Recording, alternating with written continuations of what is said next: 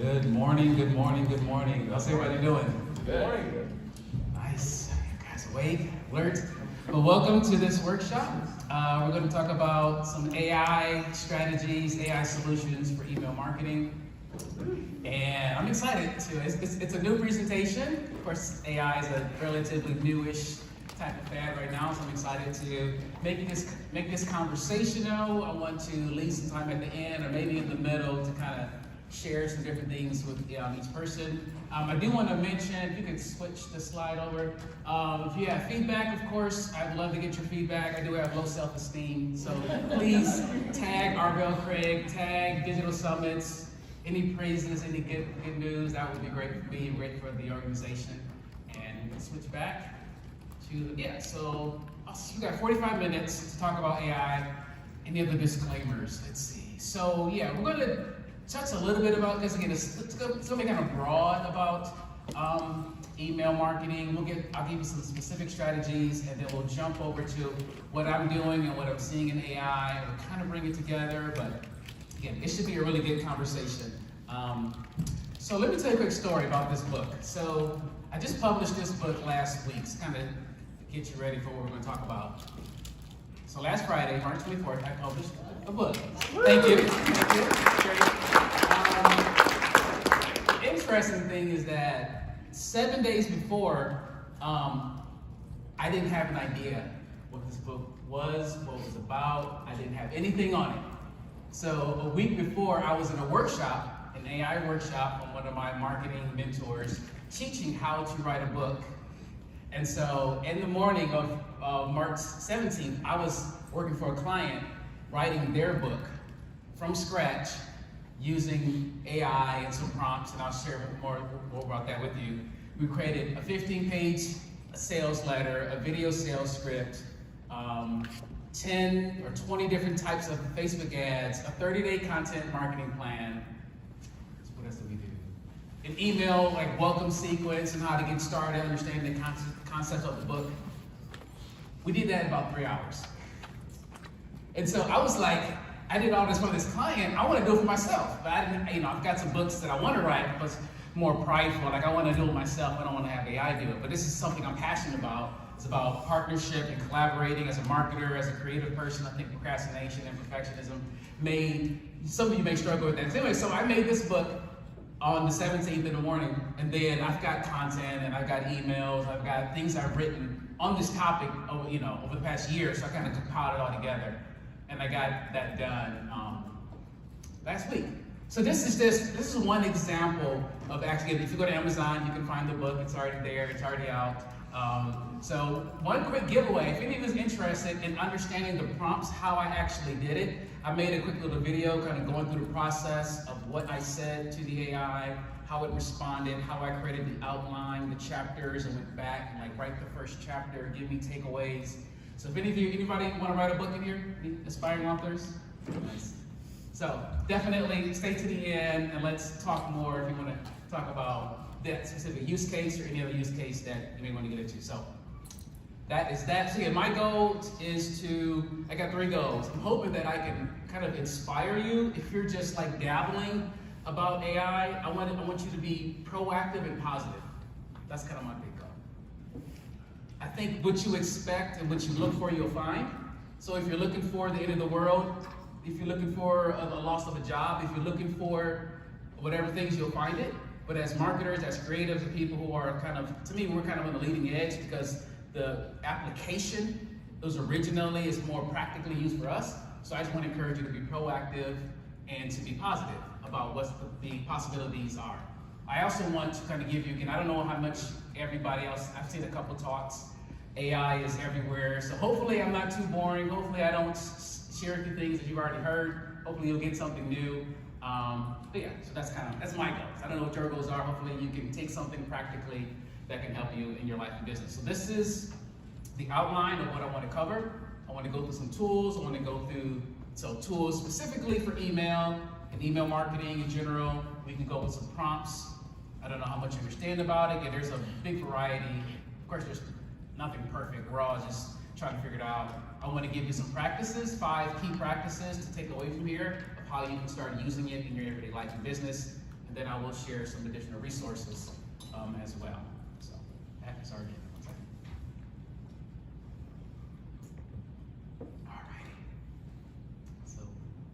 So, first, let me tell you about me in like 30 seconds or 2 minutes. From Detroit originally, and I lived in Tulsa for 12 years, went to grad school, and now I live here.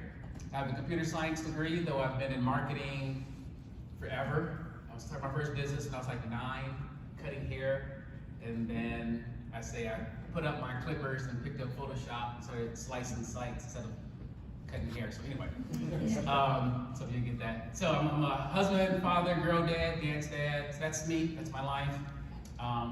MDiv. I did go to seminary. Long story. So when I was in Tulsa, I met my wife in grad school, and that's me. And also, as it relates to this conversation, my business, I focused on email and automation for years-ish, those 5 years. In 2017, when Facebook Messenger came out and it was open, I was like, man, this is like email 2.0. We're gonna start marketing to people through Messenger. So I kind of hung my hat on chatbots. And chatbot funnels was my business. I did consulting. I was a Drift partner, worked with HubSpot and ManyChat primarily, and ChatFuel. And that was like my world, trying to get into all the using, again, from emails to chatbots, was the even SMS. But then the world ended, or I thought it was going to end in 2020. So I put that business aside, kind of took a couple of years break of being normal and getting a regular job. And now, as of next week, I'll start a job on Monday, specifically back into conversational AI. So again, if you want to talk chatbots specifically, because it's not the same thing as conversational AI, so that was like my world. So again, it's a fascinating evolution of where things are going. But again, during the Q&A, you can definitely ask me any questions. I heard some questions yesterday about chatbots specifically, and I made sure about the company, the conversational AI company I'm working with later on as well. So that is me. Let's keep it going. So email marketing, I'm going to share with you 5 or 4 simple, counterintuitive tests. Because again, email marketing has been around forever. You probably know everything. But if you were to say, hey, Arbel, can you come and help me? My email marketing is not performing. So before we get into the AI, if your email isn't giving you the results that you want, I want to tell you the 4 things, at least minimum 4 things that I would do to test it, to specifically immediately fix or hopefully get you to improve. The first thing I would work on is your offer. Meaning, what is the actual business offer, prize, benefit, change of life or situation that your emails are trying to convince people to receive. And most likely, if you can fix your offer, whatever it is you're trying to get people to do, to me, it's like, I don't get engagement, I'm not getting opens and clicks, because your offer isn't really appealing to people.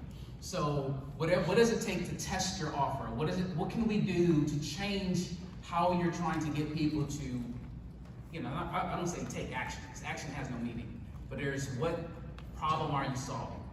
And how are you language? What's the language that you're using to get them to do that? And I'll give you a couple tips on offers.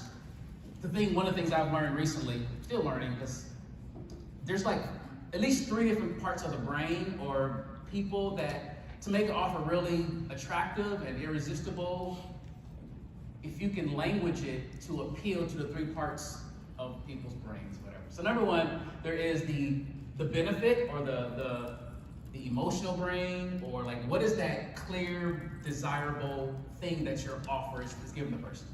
What pain are you taking away, or what desire, what heaven island? One guy says hell island and heaven island.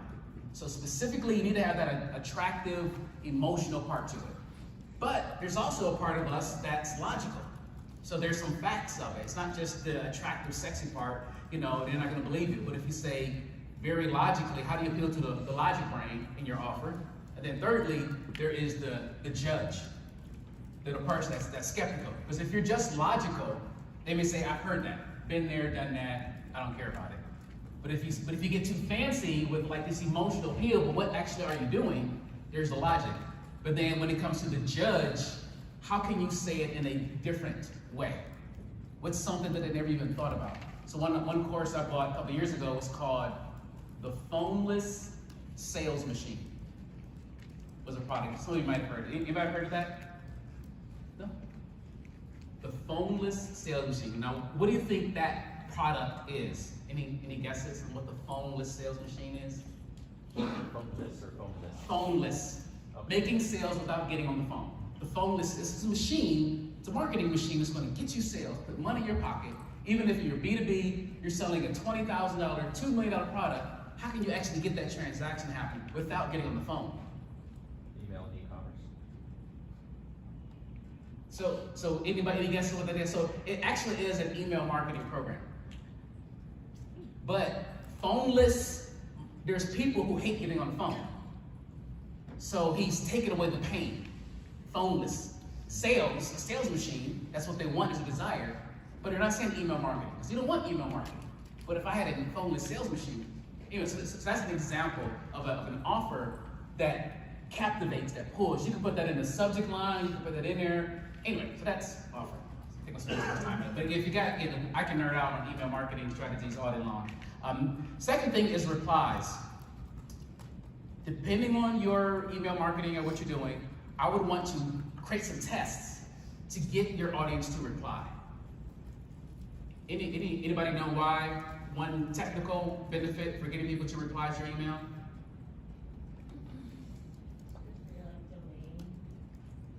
Your domain. Say again? It builds domain strength. Something like that, yeah. It's like, just like SEO and people on your website, what gets you ranking on Google, when it comes to ISPs and your email marketing, the number one indicator that tells the ISPs, people like this email, it's not spam. I mean, there's opens is good, clicks, you can say it's better, but then replies to me is like, it's the ultimate signal that people, if you're not saying F you or if they're not saying unsubscribe or remove, but if they reply to your email, it can likely boost your engagement, or it can boost your deliverability from a technical aspect. So you'll be less likely to go and spam. You'll likely get increased open rates. So just getting more eyeballs with the same list, if you go from 10% opens to 20% opens because you planted some of your emails to get a reply back, it could be like, as soon as you opt in, some people say, reply back to me, let me know you something. But there's all kinds of strategies that get replies, but it helps to boost your open rate, yeah. Would you recommend saying to unsubscribe, reply with unsubscribe?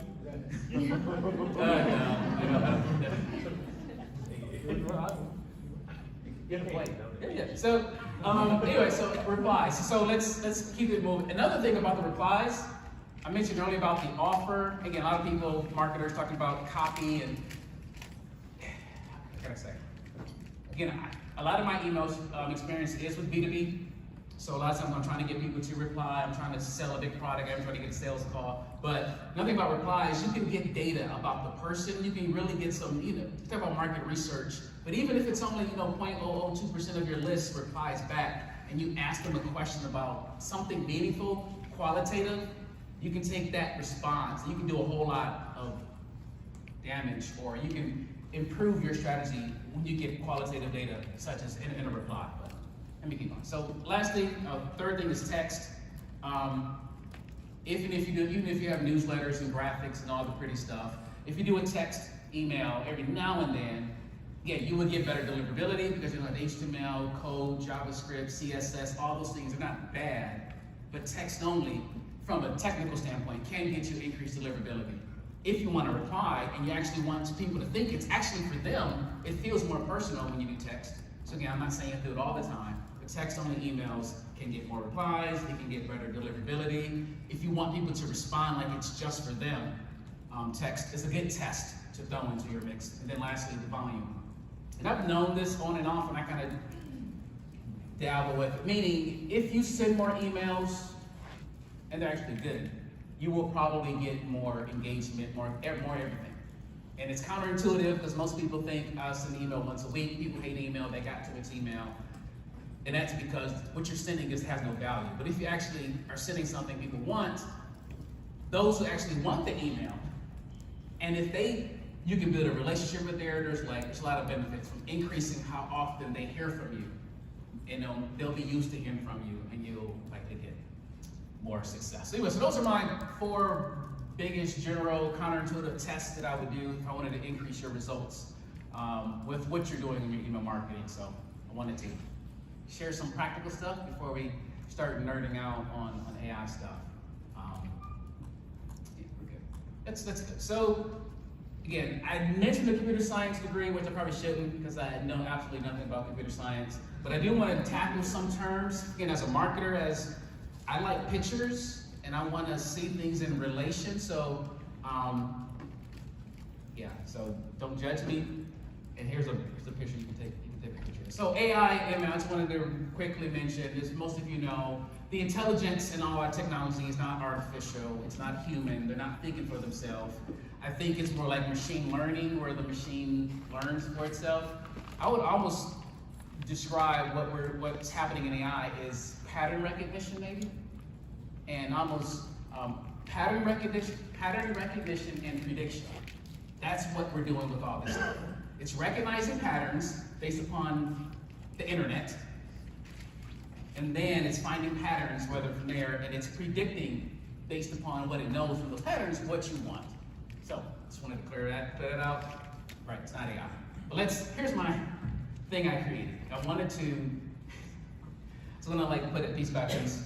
So what I wanted to share with you was, we all know ChatGPT, and I just wanted to break down these different 5 layers, in my opinion. You got data, which is everything. You have to make an AI, to make ChatGPT, to make all this stuff that we're using. It's starting with a whole bunch of data, and it's sourcing it, and then it processes it, and the NLP is natural language processing. So that's the big key, is it's taking all this jargon and making it, you can interact with all that data in your natural language. You don't have to be a programmer, you can interact with it. And then after they process it, they train it. And GPT training is trained to generate, to not just give you the data back. Because when I was building chatbots, the big thing was NLP. We can make this bot, we can find all this data, we had to program all of it, and then we had to come up with the decision tree. But people could type however they want to type, but we could process it, but it never generated, it never invented, it never created an answer, it never used its imagination, its pattern recognition based upon patterns. It only gave you back what was in that original data set. But the G in GPT is generative, meaning it's coming up with answers. That could be good, could be bad, whatever, but it's doing that on its own. And then again, I think some of you may know that GPT's been around for a couple years, and I got the XYZ.ai, meaning there's been AI content products for a couple years now. But the thing that changed last December was the fact ChatGPT came out, so end users can now do all this stuff. You don't have to be a developer, and that's kind of the unique thing that changed. I put Lambda, I think I spelled it right. That's Google's one that's coming, and Bard is there. Any of you heard of Bard? Yeah, have you played with it? Okay, I have. So the main thing is that a lot of this stuff has been around for a while. I just wanted to understand the context of all this stuff, because you hear about LLMs. It's nothing new necessarily, except the fact that end users, to me, are doing it. So that's kind of my big picture. So as we get into apps and tools and resources, that's the XYZ.ai, which is made for end users, but most of them are using the same GPT type of system. So, but again, there's going to be others, and I just wanted to kind of paint the big picture here. So let's go into some tools. I won't spend a lot of time on here, because I think a lot of you may have heard some of these tools. So Jasper, to me, has been around the longest when it comes to creating content, creating marketing content, ads, sales copy. So if I were to use one of these, I've tested them. I don't use any of them regularly. I use ChatGPT or other things, but I would use Jasper or Copy.ai. Has anybody ever used one of these two? Yeah. So they've been around for a while. Yeah. So and again, and I showed you that layer. One other thing I didn't mention. So there's pre-training, so you trained it, and then there's pre-prompting. Some of you heard about prompts. You got to put the prompt in to make sure the AI. So these tools, they're like pre-prompted. So when you use something like Jasper, it's programmed with those prompts already in there. It's already, so that's kind of, if you don't know how to prompt, that's the benefit of using those things. It gives you less control, but it saves you time if you don't understand how to best prompt it. So it's got pre-prompting built into it, which is can be good. So those are some tools. HelloScribe, I know they use other models other than GPT. They're probably not as popular, but I remember I met the guy, was on a training with him, and he was sharing how he built his. Like I said, there's lots of models out there, and again, there's no right or wrong way, but hopefully if you're not using it, and I'll share more, that I want to encourage you to start using some of these things. So those are some tools that you may have heard of. I want to share some specialty tools that are not as popular. First is Lavender.ai. It's a sales coaching, so email marketing, right? So when you're writing an email, say in Google Apps, it's going to coach you or use AI dynamically and kind of give you a score. Your subject line, it'll score that. Your content, is it too much? Is it too little? So it's pretty cool in that sense if you wanted whatever AI to coach you or coach your team or coach your intern on how to write a good email that is effective for whatever type of goal you have. Next, there is Warmist.ai. Again, in all of these, there's a lot of the same type of products everywhere, but Warmist takes your history. Remember that picture I showed you? We had data at the top, data, then it was processed, and it was trained. So a lot of these things are like, instead of using the internet's data, there's more and more tools that will use the data that you've done in the past. So Warmist uses your past emails. If you allow it to read through everything I've ever written and understand what's my style of writing, that's kind of what it does. And then it creates a reply to whatever tool it comes into. A couple more exciting ones. So Rasa.io, I really like, it's a dynamic newsletter, meaning there's like 4 components. It's like, so you want to do a newsletter, it's not the text-based, not a basic one, but if you want to have a traditional newsletter, this can source all of your social media, YouTube, Facebook, Twitter, whatever you have, it can use that and give you content to put in your newsletter. And you can connect it to like 50 feeds of other content websites.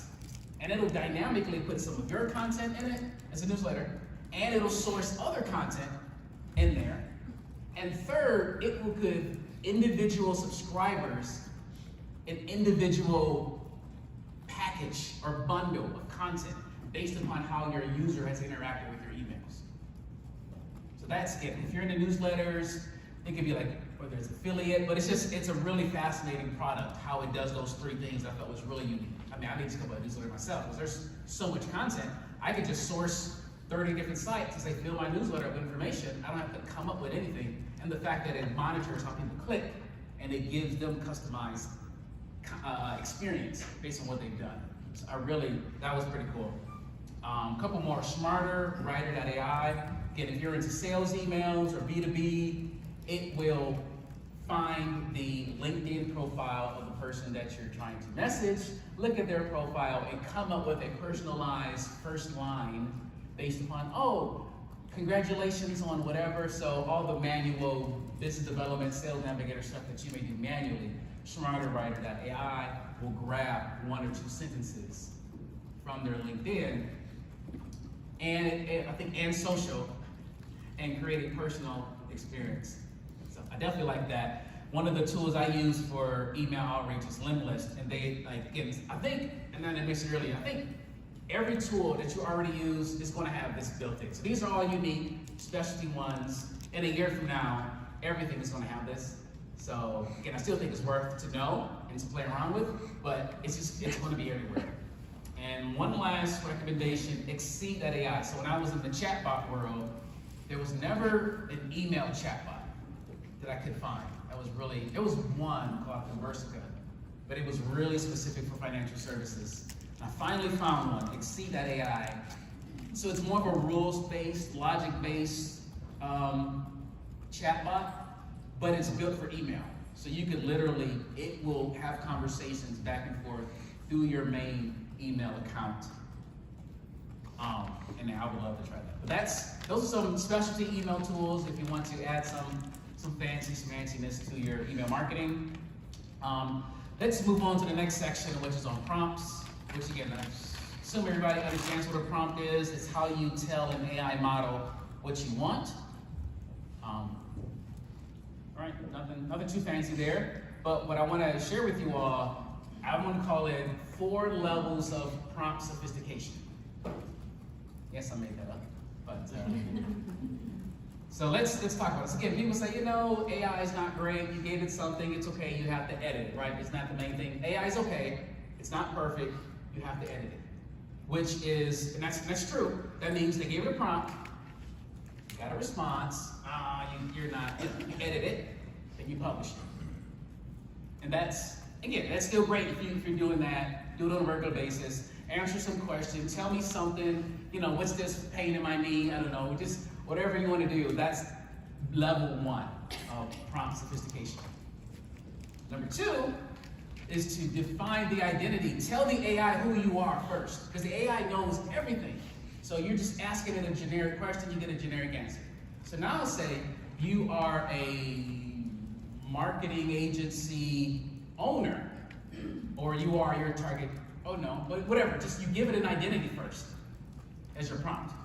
Then you talk to it as it's wearing that persona, as that identity, then you give it a prompt, and you get a response back, and you edit and you publish, right? So you're gonna get a better answer with that second level.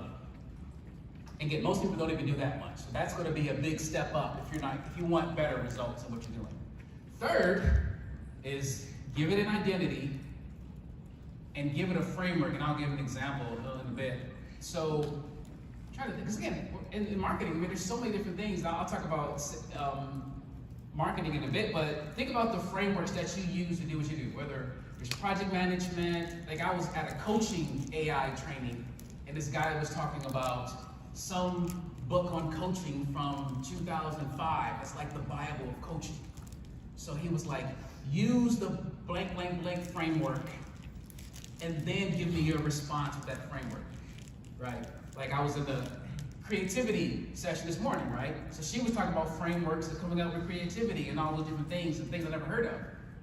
And most likely, if it's on the internet, if it's not less than 2 years old, it's going to be within the current models of AI. So main thing is that if you add that framework and the identity, you're going to get a more robust response.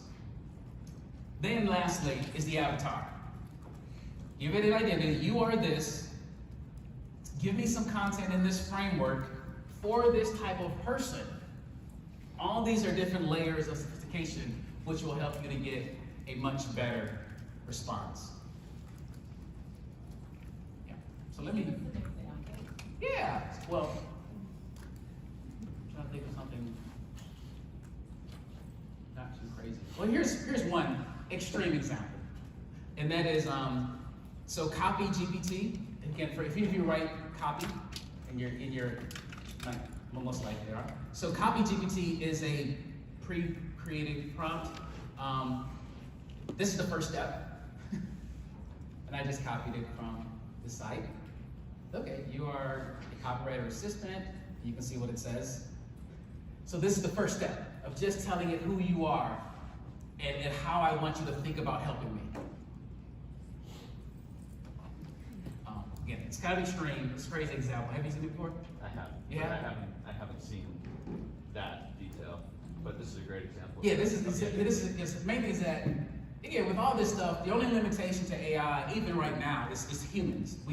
That's why I'm going to encourage you to play with all this stuff and work on it, because there's no rules, but you just add more details, you figure it out. Now, before I go to the next slide, it's going to get crazy. So this is, I'm not going to say anything. So these are 232 copywriting formulas. Like I knew ADA and I knew PASS. And again, I couldn't fit it all on the screen. But again, this is beyond. But this is the type of thing that you can, if there's frameworks of how you train, how you manage, of how you do whatever. This is an example of a framework, correct? Yeah, these are 232 frameworks. And you put this in the prompt. You can train it. Again, this example is somebody created this. Say, yeah, just paste this in ChatGPT, prompt 1, hit enter. Prompt 2, tell it these are some frameworks.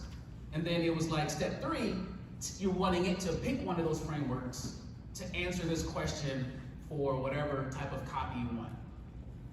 So again, simply do an ADA or pass is probably enough, because it does know that. If you want to write a sales letter with a certain approach, or an email or whatever, the main thing is there's levels of sophistication for how you prompt. That's the main thing I wanted to share. And when I showed you all the all the content marketing software, some of those things are built in. So again, you don't have to learn all this stuff unless you want to. I just wanted to share with you some of these examples. This is a really cool tool, AI PRM. So it's a Chrome plugin that actually changes the way ChatGPT works. Any of you played with this yet? Okay, yeah. So I'll just show you a screenshot of what it looks like. So when I log into ChatGPT with that Chrome plugin, this is what I see. 2,412 prompts that I can just click and say, here's the prompt that I want to use. So this is a little more practical of what you probably use. Something like this, add it to your plugin, add it to your browser, and you can find, and again, there's 2,000. So anything you want, like frameworks, copywriting, anything you want on your email, you can kind of find it in here. You can favorite your favorites, blah, blah, blah, blah. That is great. So AIPRM ChatGPT prompts. It's a great plugin to have these things built in. So we got 13 minutes. I definitely want to have a conversation at the end, because again, people may know a lot more than me, so I love to make this more of a conversation than just me talking. So a couple of practices. Again, I've been in marketing for a while, 20-something years, and I just want to, I want to encourage you to, hopefully you got a broader perspective of what's possible, a little bit of a deeper understanding of some of these things. Again, I want you to be positive and proactive. What does that mean? That means if you're not using something every day or every week, some tool, the easiest ones that are already out there, just start using it. If you're not, just be proactive. Number two, outside of your job, outside of marketing, I would encourage you to experiment on other areas outside of what you normally do, whether that's image, code, audio. Just do that. Number three, find some Facebook group or newsletter, search Twitter, maybe find one or two. There's probably 1 million out there. So don't get overwhelmed. Don't do too much. Don't go down a rabbit hole, but definitely stay connected. Because again, the big thing is like the marketers, a lot of this stuff happened in marketing first.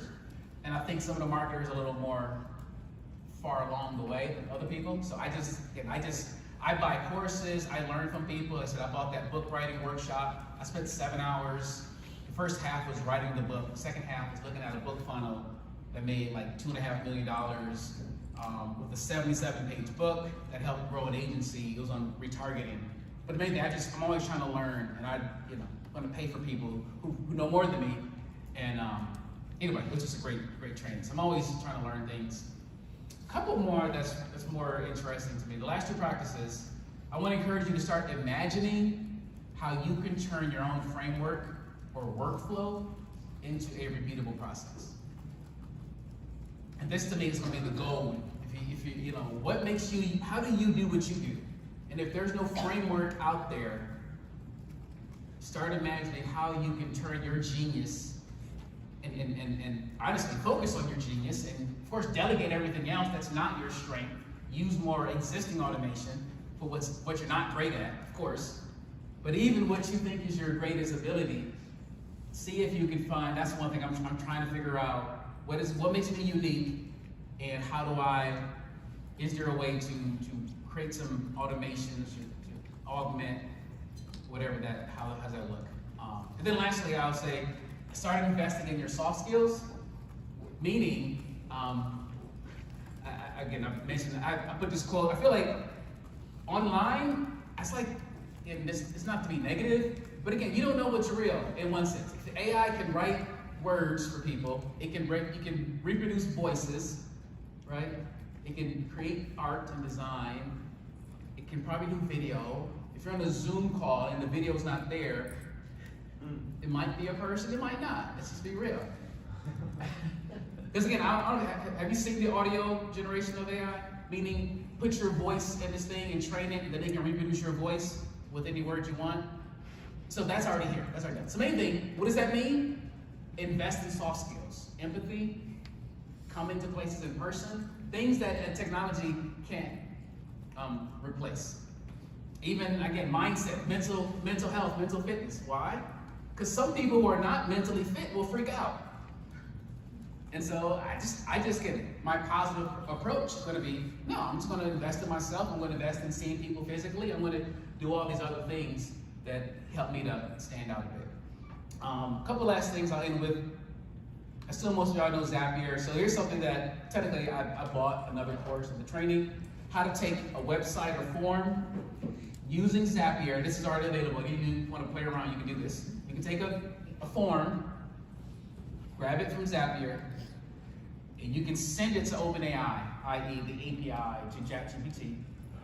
And you're going to send it, again, depending on what your use case is, you can prompt it, hey, here's this person who just signed up, write me an email for this kind of person who, whatever you want it to do. Remember, you can prompt it for whatever. So I built this so I can use it in two ways. One is a form fill, you fill it out, it'll give you some information. One was for it's a demo, a legal case. The person put in a form, this is my name, this is my age, this is the issue, I had an accident. And they said, you are an attorney, reply back with empathy whether or not they have a case or not. And the second use case was with SMS, which you can actually have an interactive chatbot, an interactive conversational AI. But again, it's not too sophisticated. Maybe you can do this on your own. You can say, ask them 4 questions. Don't move on to question 2 before they answer question 1. So it's a qualifying system that just uses the AI to just understand what they're saying and know this is not a good answer, and they repeat. This is main thing is with Zapier and ChatGPT in your existing marketing stack, you can possibly automate some things already. That's the point of this slide here. And lastly, I'll just say, and I kind of described it, the NLP, which is like the fact that you can talk natural language, you don't have to be a coder to talk to it. You got the AI that interprets it. Some of you understand like no-code software. This is too nerdy. Let me just keep it a picture. The main thing is that within the next 6 months, I would say, the previous picture had like these apps at the bottom, but whether it's Zapier or other things, you're going to be able to make your own code. You can make websites. You can make software just by prompting. That's the kind of more story. So, and this is already out there. There's already ways you can say, make me a website based upon this, and it'll build the design and the words. I could have added, make this presentation.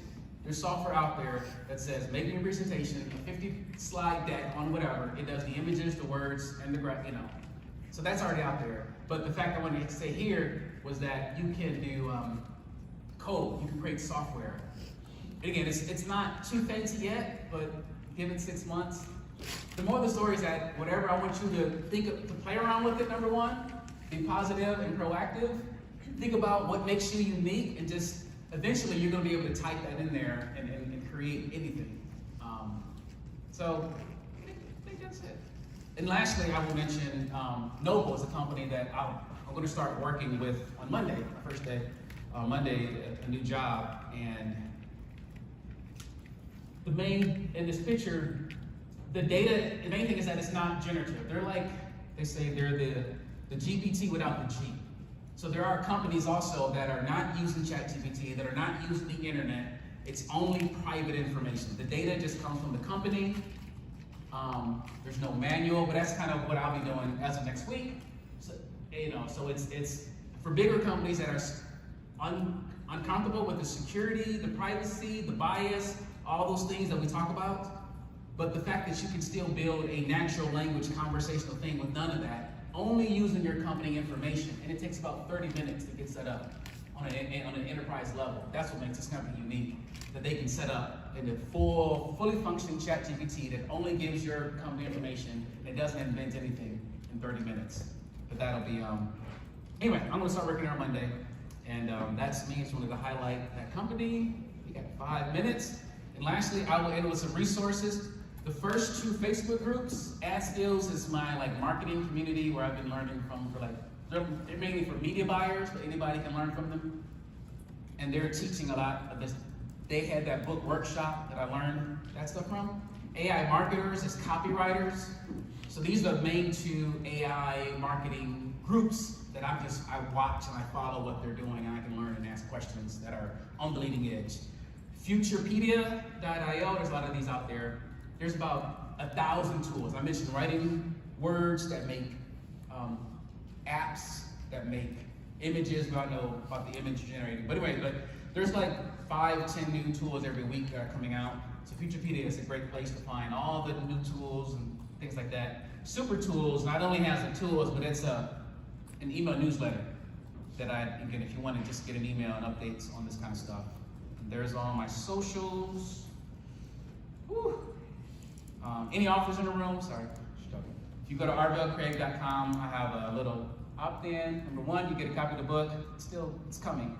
But number 2, I recorded a video of myself prompting the prompts to make the book. If you want to talk about making a book or mixing a little bit of ChatGPT with your own content and coming up with something beautiful. That is that. So we got 4 minutes. Can I get any questions, comments, feedback, ahas? See some smiles. That's cool. Yes, sir. I was just gonna say, there's been a handful of presentations kind of about AI at this conference so far. Yeah. And I really wanna thank you for going real heavy on this. So, thanks. Yeah. Thank you. Awesome. I have a question. Yeah. What are the legal implications on this for advertisers, for like clients, and that kind of stuff? Because my understanding is that pulling content and writing it for you, but it's taking content that somebody else has created, right? Sure. So again, not an attorney or lawyer. There's no copyright. You can't copyright this stuff. There are AIs that test for plagiarism, or there's some that will test for citations. So some of these tools copy that AI, and Jasper, I believe they both should have a citation feature. Like Bard, I mentioned, like ChatGPT does not tell you where it came from, but I like that it has a history. Google's one, Bard, gives you the citation of where it got the information from, but there's no history. But main thing is that you definitely want to check those kind of things, and there are tools that will tell you those kind of things. There's a question right here. Yes, this conference is like my first exposure to AI. Okay. And I feel like I can't use it, so I'm just wondering, what are people using this for, and why is it becoming so popular?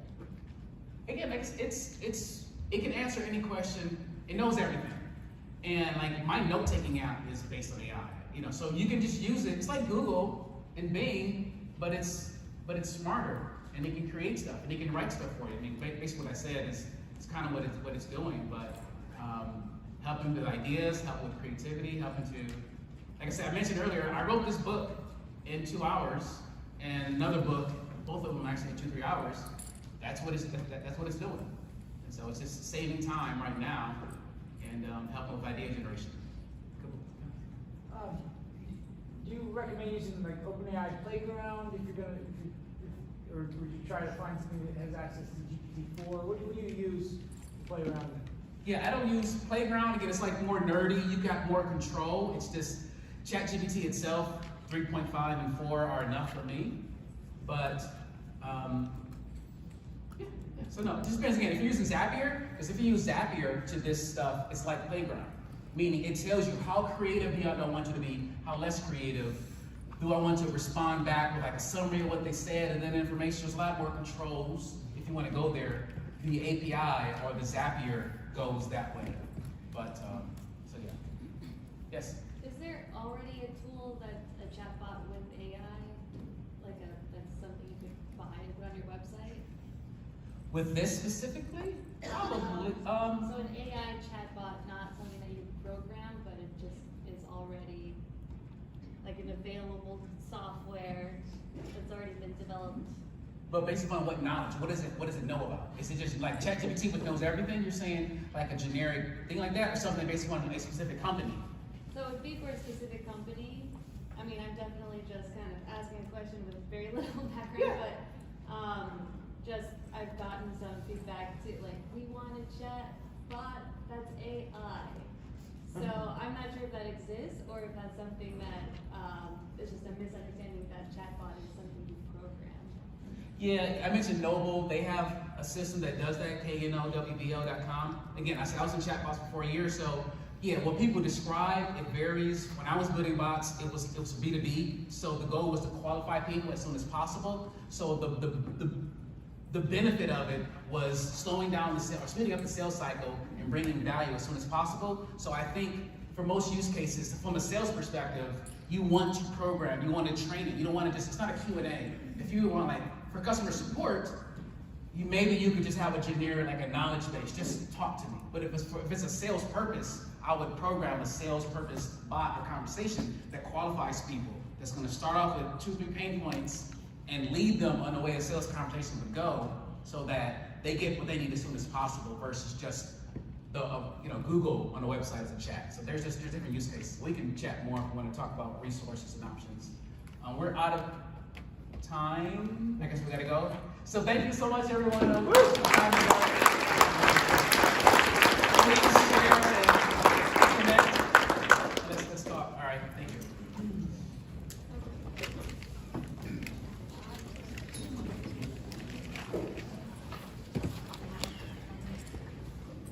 Okay.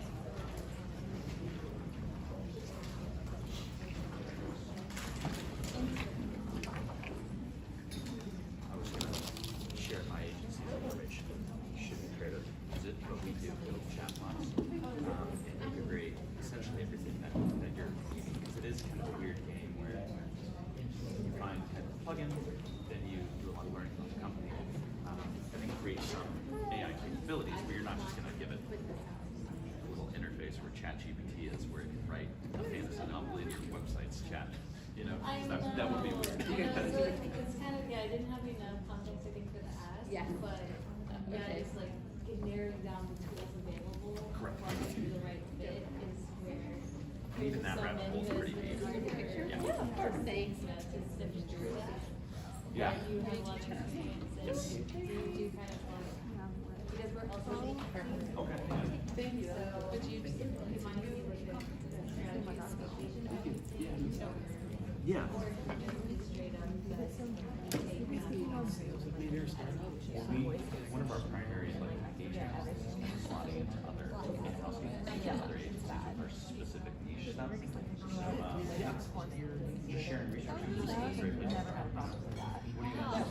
guys do? Where are you based? Well, we're a marketing agency based in Montana. I'm in Arizona. So we have a lot of ready to just like churros that started really heavy. Oh, does she? Okay. Really? What do you do? Yeah. You can talk better than all of us, like, She's just like our definitely applying a lot of she's like advertising and they're just getting started. They need things to punch out this fun, sexy stuff. They want to start doing it. And